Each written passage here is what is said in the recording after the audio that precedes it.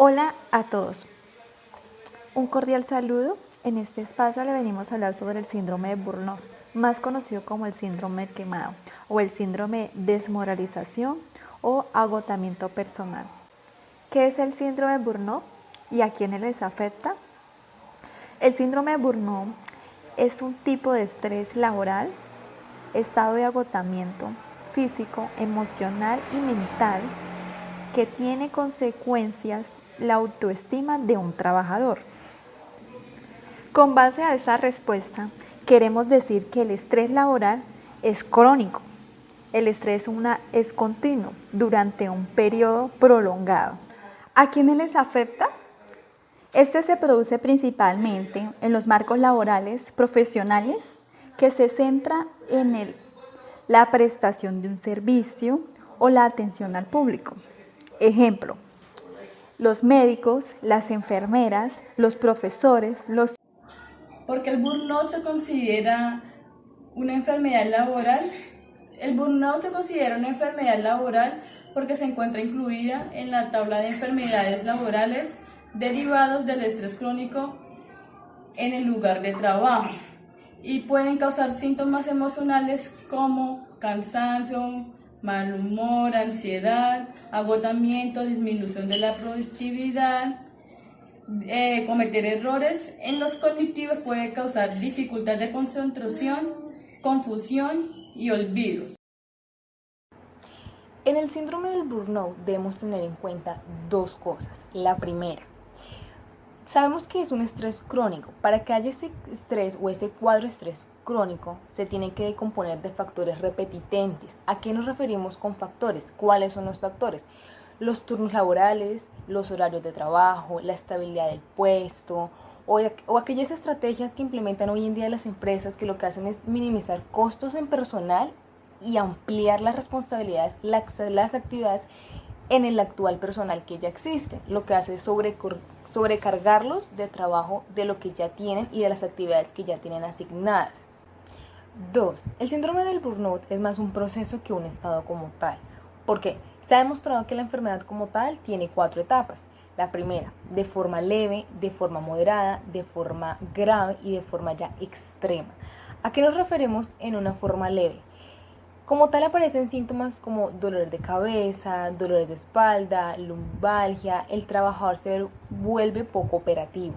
De forma moderada, en esta forma o en esta etapa se empieza a ver el insomnio, el déficit de atención, de concentración. En esta etapa es cuando tenemos que mirar a ver qué está pasando y el por qué. Ahí donde también se empieza a aparecer la tendencia ya a automedicarse del trabajador. De forma grave, en esta etapa como tal, se empieza a ver el mayor ausentismo, se empieza a ver en el trabajo el cinismo, el alcoholismo y el abuso ya de fármacos como tal. De forma extrema, ya el trabajador entra en una crisis existencial, en una depresión crónica, porque ya ha venido acumulando todas las 3 etapas anteriores. Ya como tal hay un riesgo de suicidio donde tenemos que mirar a ver qué vamos a hacer ahí, cómo intervenir en el trabajador. La normatividad que rige el burnout es el decreto 1072 del 2015. Dice que el empleador está obligado a garantizar la protección de la seguridad y salud de los trabajadores.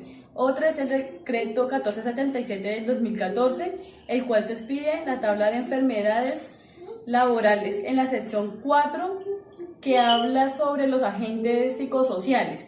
La ley 1562 del 2012, el Sistema General de Riesgos Laborales, son las entidades públicas y privadas, normas destinadas a prevenir y proteger a los trabajadores de las enfermedades laborales. La resolución 2646 del 2008, el cual se establece disposiciones y se define responsabilidad para identificación, evaluación y prevención de los riesgos psicosociales. La 2404 del 2019 es la resolución que adopta la batería de instrumentos para la evaluación de los riesgos psicosociales. Es la guía para la promoción, prevención e intervención de los factores psicosociales. Prevención. ¿Cómo prevenir? ¿Cómo hacerle frente a esta enfermedad? Como tal, es mucho más sencillo hacerle frente a esta enfermedad cuando está en las etapas iniciales, o sea, leve o moderada, que cuando ya está establecida en el trabajador. ¿Qué métodos utilizar? ¿Cómo prevenirlo? De la manera más sencilla y eficaz. Brindarle capacitación, brindarle información acerca de qué es el burnout, cuáles son los síntomas, cuáles son las causas, cuáles son las consecuencias, para que el mismo trabajador sepa identificarlo, sepa detectarlo, y así no solamente poderse ayudar él mismo, sino ayudar al resto. ¿Por qué? Porque hay veces y ocasiones en que el trabajador mismo no sabe que padece el síndrome, no reconoce los síntomas que está teniendo. Entonces es mucho más fácil cuando todos saben cómo detectarlo y prevenirlo. También podemos hacer vigilar el entorno laboral, fomentar el trabajo en equipo, reducir las cargas laborales, reducir el estrés. Pero ¿qué hacer cuando ya está como tal el síndrome establecido? Hay que intervenir. ¿Cómo intervenimos? De 3 formas.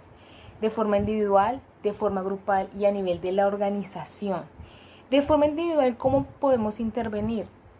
Reduciendo como tal el malestar emocional, el malestar físico a causa del estrés laboral.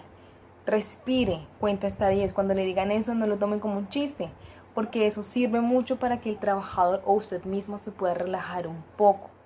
También podemos ayudar al trabajador educándolo de cierta forma para que él sepa afrontarlo y sepa manejar ese tipo de síndrome, hacerle frente a los problemas, hacerle frente a los síntomas que puede pronunciarse en ese momento.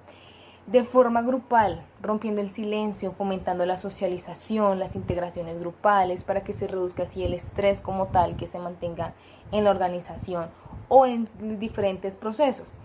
De forma organizacional, como tal, la empresa tiene como finalidad o como meta o como objetivo reducir el estrés laboral, reducir como tal las cargas, modificar su ambiente laboral, modificando la estructura organizacional. Todo ese tipo de intervenciones pueden hacer que el trabajador tenga una mayor disponibilidad, sean más operativos. Para concluir este espacio, la competitividad, la inseguridad laboral, las exigencias del medio, los cambios trascendentales que tiene la vida, el enfoque como tal de ella y las costumbres, eso condicionan el ritmo del trabajador de una forma acelerada. Eso les genera agotamiento emocional, trastornos en la vida de ellos. Eso acarrea un montón de problemas en la salud, tanto física como mental, del trabajador. Así que pensamos que es de suma importancia la pedagogía, es vital educarlos en ese sentido, porque podemos evitar muchas cosas si educamos, si capacitamos, si le brindamos al trabajador la adecuada información para que ellos sepan cómo prevenir, para